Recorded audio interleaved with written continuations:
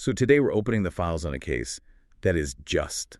It's pivotal, it's painful, and it's incredibly controversial. It really is a story that absolutely shook West Germany back in the early 1980s. Yeah, it's this complete collision of personal tragedy, a failing system, and then this spectacular act of vengeance right in the middle of a courtroom. We're looking at the case of Marianne Bachmeier. The documents we have in front of it, I mean, they lay out this comprehensive timeline of her life, the horrific crime against her daughter, Anna, and then the act of vigilantism that followed. And it really forces you to grapple with these big questions, where the lines between justice, the law, and just pure revenge really sit. Exactly.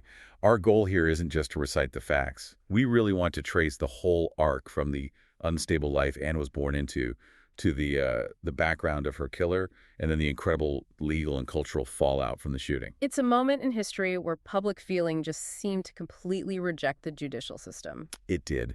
But before we get into any of that, we have to pause. We do. We have to underscore the tragedy at the absolute heart of all this.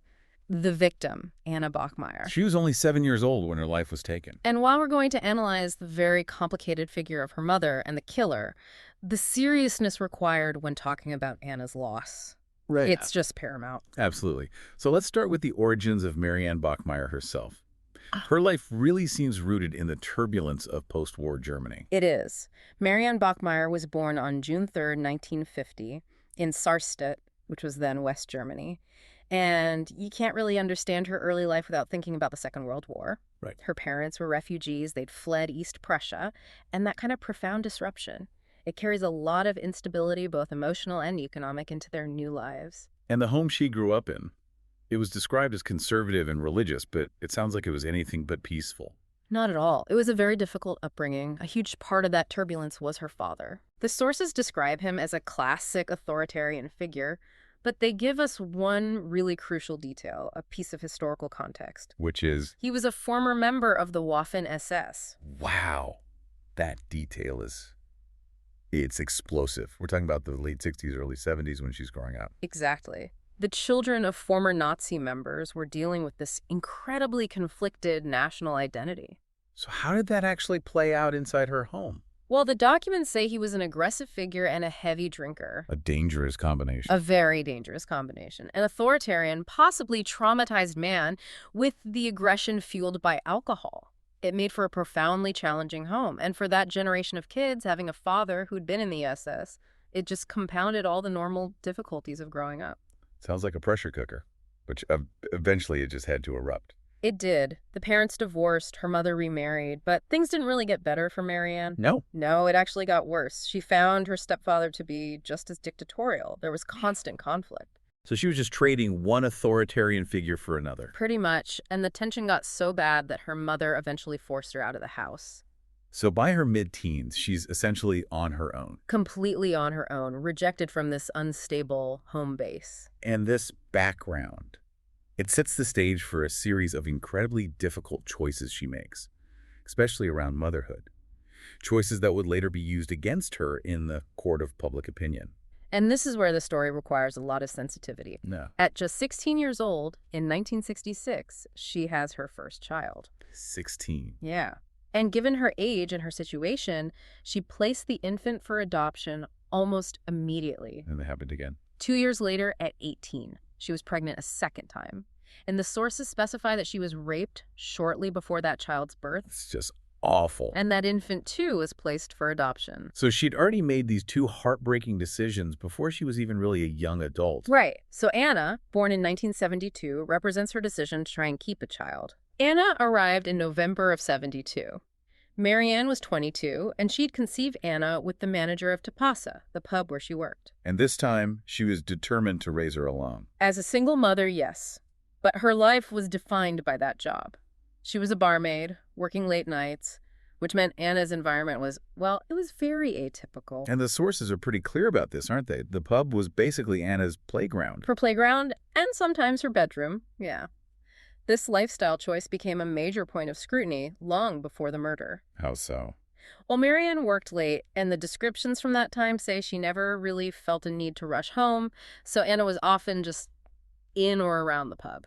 And later documentaries really focused on that, didn't they? They did. In the mid-'80s, after the shooting, two documentaries, No Time for Tears, and Anna's Mother, they really dug into this. They painted a picture of a mother who would sleep late into the day after her shifts. Leaving a 7-year-old girl to fend for herself. Essentially, yes. What did friends and people who knew them say about their life?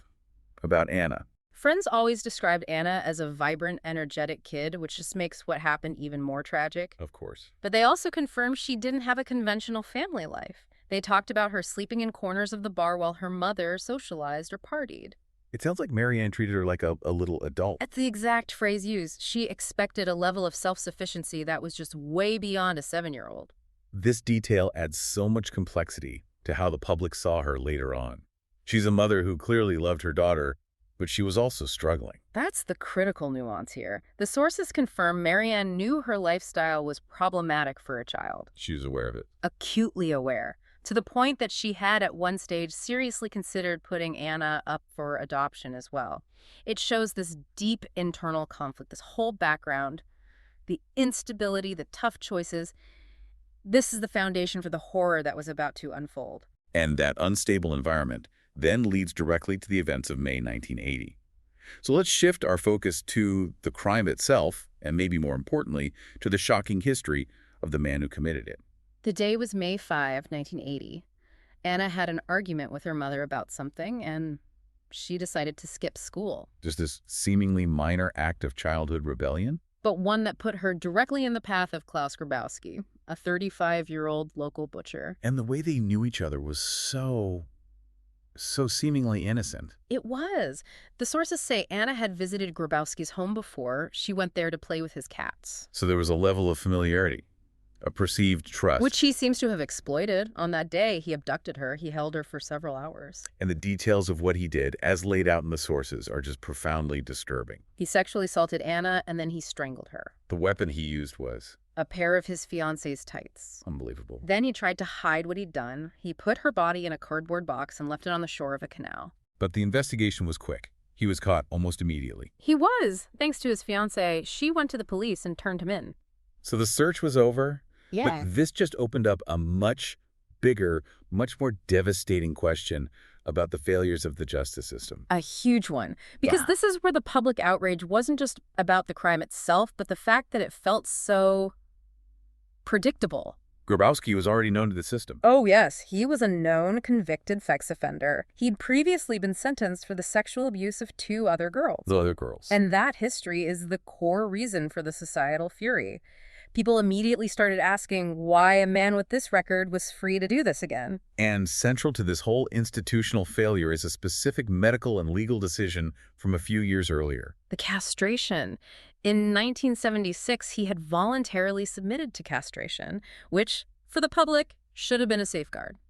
It should have been, but it wasn't. No, because the sources reveal this absolutely critical detail that became the single most inflammatory point of the entire case. And that is, Grabowski had subsequently undergone hormone treatment. He was trying to reverse the effects of the castration. wait, hold on. Let's really unpack that, because this is where the failure of the system comes into sharp focus. How could a convicted sex offender in 1970s West Germany be allowed to reverse a procedure he'd undergone to manage his own impulses? It points directly to this intersection of medical ethics and criminal justice policy at the time. Voluntary castration was a legally permissible, if radical, option for sex offenders. Okay. But the massive oversight wasn't the castration itself, it was the follow-up, or the lack of it. The system had no clear, enforceable way to stop an offender from seeking things like hormone therapy to specifically regain his libido. So the state basically gave him the autonomy to reverse the deterrent. That's exactly how the public saw it, a catastrophic failure of supervision. It suggested that once a sentence was served or a procedure was done, the state just washed its hands of the continuing risk. A risk that led directly to Anna's death. And the public immediately pointed to that failure as an enabling factor. Now, after his arrest, Grabowski's defense. It wasn't just self-serving, was it? It was an act of extreme malice against his victim. Precisely.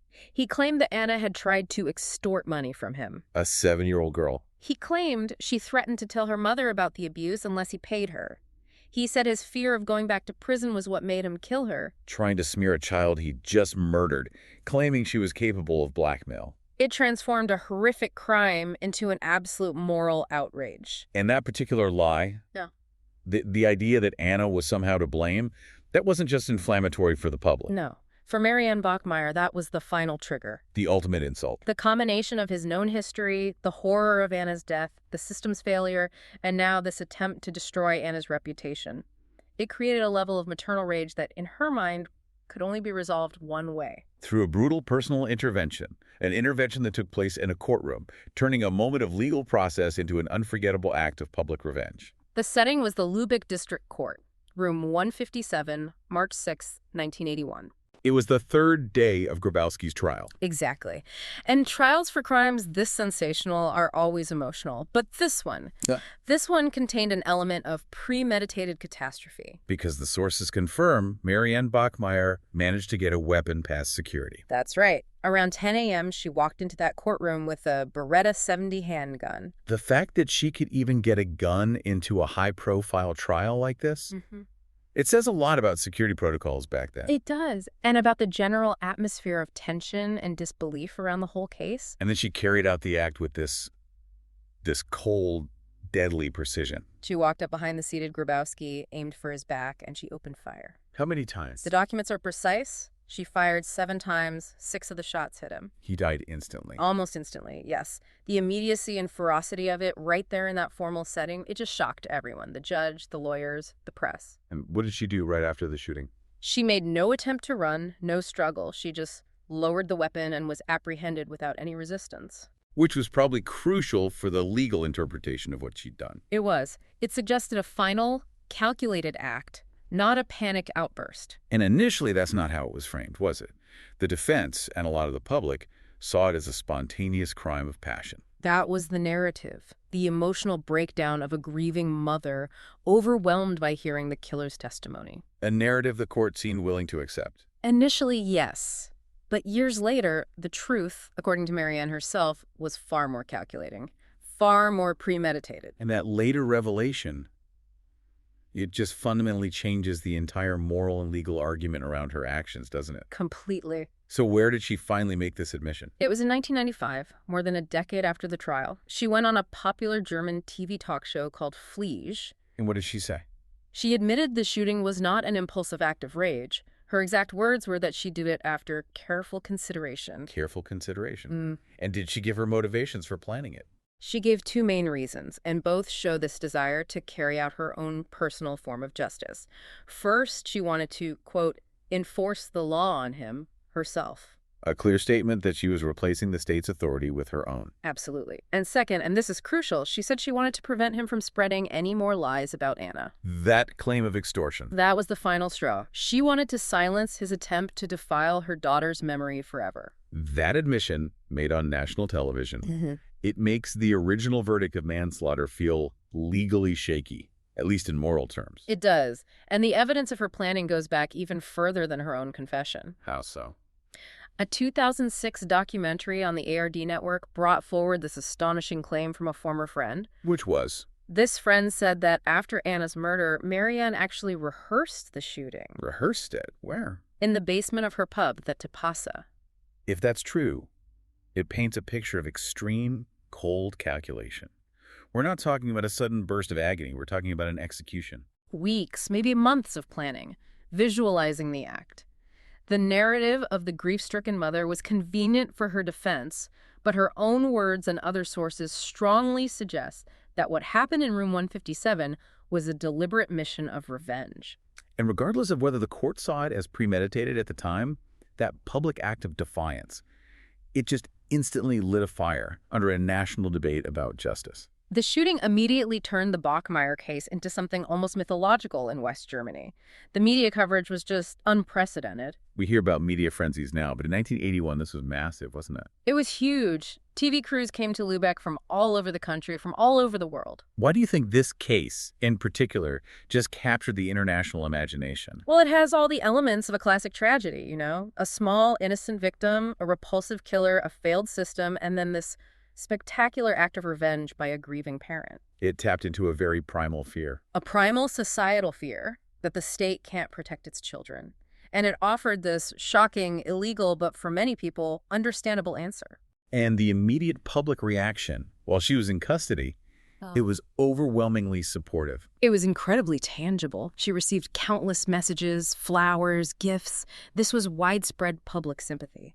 People saw her not as a killer, but as someone who did what the system failed to do. A kind of vicarious revenge for a society that felt betrayed by its own institutions. Exactly. But of course, there was the fundamental counter-argument from the government and legal experts. That a state based on the rule of law can't function if citizens decide to carry out their own capital punishment. Right, the Rechtsstaat.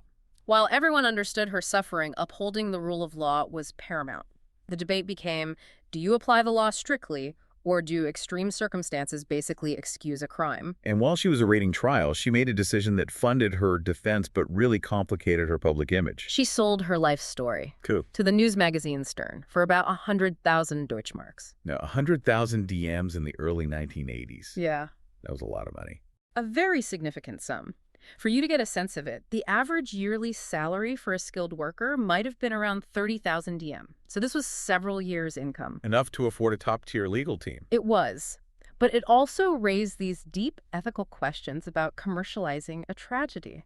And when Stern published her story, it caused that initial wave of public support to fracture. It did. The moment they published the full biography, with all the sensitive details about her first 2 children being adopted, her public image was changed forever. She no longer fit that simple, innocent, grieving mother archetype. Exactly. The public now saw a much more complicated, maybe morally flawed woman who had made a lot of difficult, painful choices. The sympathy for the act of revenge was still there, but that universal adoration, it faded. And the conversation wasn't just about her, was it? It turned back with a vengeance on the judiciary. That failure was the most indefensible part for the German government. The criticism was intense, and it focused squarely on why the judiciary had allowed Grabowski access to hormone treatments to regain his libido after his castration. It was seen as the state actively helping a predator rearm himself. That's how it was perceived. A systemic failure that gave immense moral weight to what Marianne Bachmeier did next. So let's look at the trial itself. She was initially charged with murder, with mord. How did the prosecution end up dropping that charge? Well, German law makes a very specific distinction between Mord, which is murder, and Totschlag, which is manslaughter. And the difference is? Mord requires proof of specific intent or base motives like malice or cruelty. Totschlag, on the other hand, can accommodate acts that are committed in moments of extreme emotional distress or diminished capacity. A crime of passion, essentially. Right. So by dropping the Mord charge, the prosecution was signaling that they accepted the defense's argument that her capacity to act rationally was just severely compromised by grief and rage. Even though the act was clearly lethal? Precisely. After 28 days in court, the verdict came down on March 2nd, 1983. She was convicted of Totschlag, manslaughter, and unlawful possession of a firearm. The court basically upheld the idea that it wasn't premeditated murder in the legal sense. A verdict we now know she herself later contradicted. Flatly contradicted, yeah. And the sentence. 6 years. For killing a man in a courtroom, that feels remarkably lenient. It was a clear recognition of the overwhelming mitigating factors. The sentence reflected both the gravity of taking a life and the huge public sympathy for her. But the real leniency was how much time she actually served. She was released on probation after serving only 3 years. Which brings us back to the psychological core of this. She never showed any remorse for killing him. Never. Not a bit. And that's paramount. It suggests that for her, the trial was just a formality. She had already achieved her goal. Justice, as she defined it, had been served by her own hand. And the state's response. The conviction for manslaughter and quick release. Yeah. It let them uphold the law while also kind of nodding to public feeling. You could see it that way. The conviction was a legal necessity, but her freedom after 3 years was arguably a concession to public sentiment. It's interesting, though. What about her confession of premeditation in 1995? Why wasn't the case revisited? Legally, premeditation would make it mord. That's a key point, and it comes down to the legal principle of ne bis in idem, or double jeopardy. You can't be tried for the same crime twice. Exactly. Since she'd already been tried, convicted, and served her time for Totschlag, her later admission.